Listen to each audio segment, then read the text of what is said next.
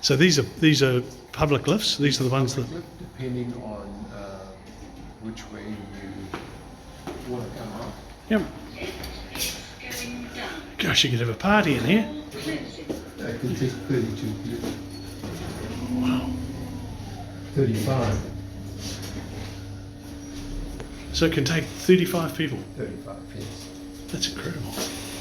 And if you go out that way, you're into a staff protected area. Staff protected And area. this way we're about to go into out a public area. In the cafe.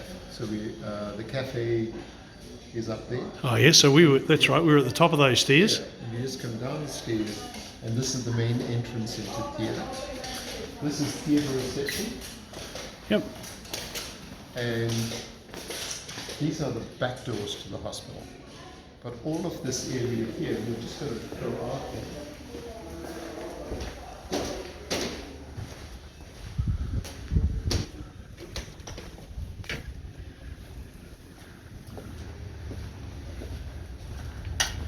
This is where the surgical bus will park.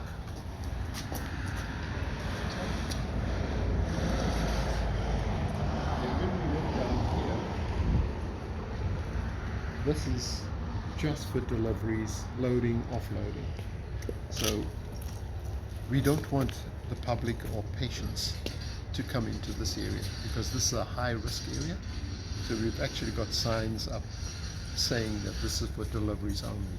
So pretty straightforward. The public keeps well away from this area here because this is part of the working part of the hospital. Working part of the hospital, yes. And the public will know there'll be decent signs and what have you. Yep. So I think that it's designed so that we have one entry and exit. That's the main entrance. So the only other entrance where patients come in will be ambulance or the infusion unit that I indicated where patients on chemotherapy or even expectant mothers or mothers in labor could park there and come in quickly into the maternity unit. So it won't be like some of these hospitals where you spend 40 minutes trying to get into the building. Yep. So gosh. It's designed to be quick, and you can see we've got deliveries there at the moment coming into our loading. So that's where your freight people, your couriers, your yes. all of those would arrive. And we've got other, like right up here, we've got doors going into our laboratory.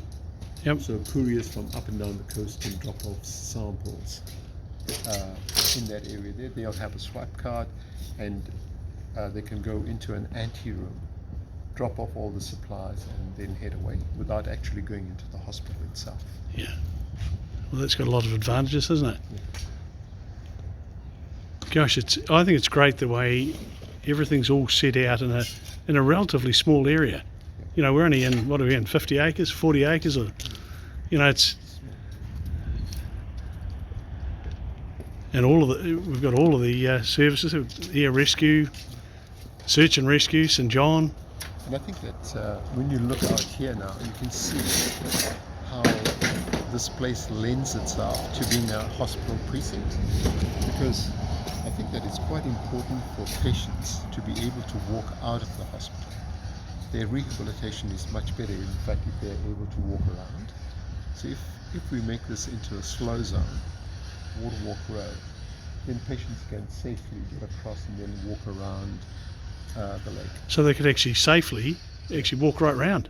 Right, yeah. And we could get bridges built across. Well, you'd need to slow the traffic down though, wouldn't you? Correct. And you can see this, so this has been designed so that patients can actually walk down onto the road. Yep. And then we were going to have a pontoon going into the lake, so patients could actually walk onto that as well. How about floating? So How about floating golf? Yeah, so that's in the design. So hopefully one day the council might support something like that. Oh, well, you've got a good council here, and I wouldn't see any reason why they wouldn't. These two theatres, and on our right here we've got consulting rooms. So if patients come in and they need to be examined, that can be done. Down here we've got This is day surgery. And we've got 8 stations for day surgery. And as we walk through, Once again, it's huge. So folks, this is the day surgery area. What would I get done at day surgery? so day surgery is things can either be local anesthetic or general anesthetic or sedation. And patients that have something done where it's not too serious, they can recover well and go home the same day. Right, gotcha. This is where patients that have more major surgery, have had a general anesthetic or a regional anesthetic, will recover in this area. And from this area, they will go up to the ward. And I told you that we have got a dedicated lift. Of course. For that.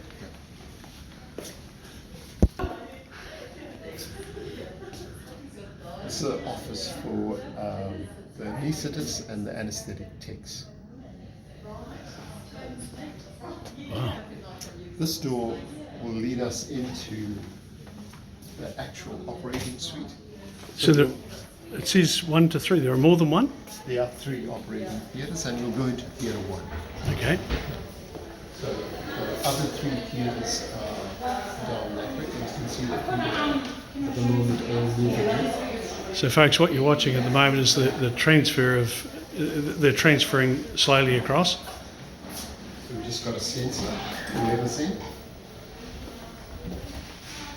So this is theatre 1. You'll notice that it's a large theatre. It's 8 by 8. And you need large theatres because you can see there's so much equipment. There's more equipment still to come. And if we are doing orthopedic cases, then you're going to need an image intensifier here as well. So all that takes up space. So how many people would work in here if it was a big case?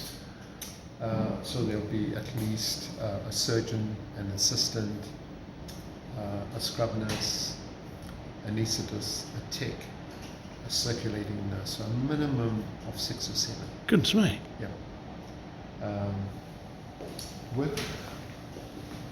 So when we look around the theatre, we've got a station on that wall with a desktop for the surgeon and the anaesthetist to use. The cupboard there is for consumables like blades, suture materials. Down here we've got an anesthetic machine ready to go, and it's hooked up to what we call an anesthetic pendant. So this can be moved to anywhere in the theatre. You can see it's got large rooms. This here is a surgical pendant, and all the things that we need to do keyhole surgery will be on this pendant. Gosh. In the lights, we've got a camera so that whatever operation is occurring, the image is captured. And this is a fully integrated, or what we call a digital theatre. So what we've done with this, so we've got fiber optic systems that all terminate here. And this is called a Tigris unit. It's supplied by Getingi from Germany. All the images come in here and are controlled with this touch screen.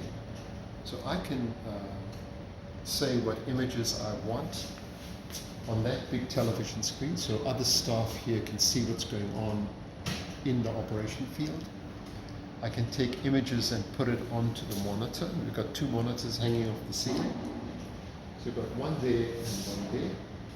So if I've got x-rays or other blood results or anything else, I can decide what goes where. Okay, so... Yeah. So also I can capture the image with this system. I can put in a USB stick and download it directly, or I can move the image from here to any of the meeting rooms. And I'm hoping that in time I'll be able to move the image to Christchurch or anywhere else in the world. So if I'm operating in this operating theatre and let's say I'm stuck, I don't know what to do next, or I need some advice, then in real time I can get in touch with somebody. Potentially in America. Wherever. Wow. Yeah, we have. This is,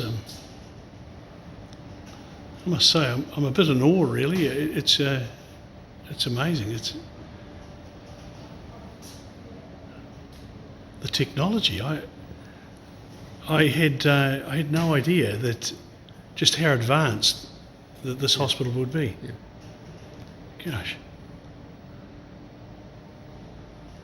And so this is one of three.